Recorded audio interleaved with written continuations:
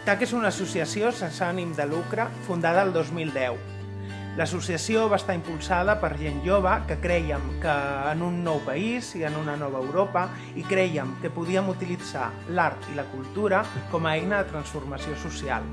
A l'actualitat impulsem projectes de mobilitat internacional arreu del món i també de manera local plantegem projectes d'art i de cultura en el medi comunitari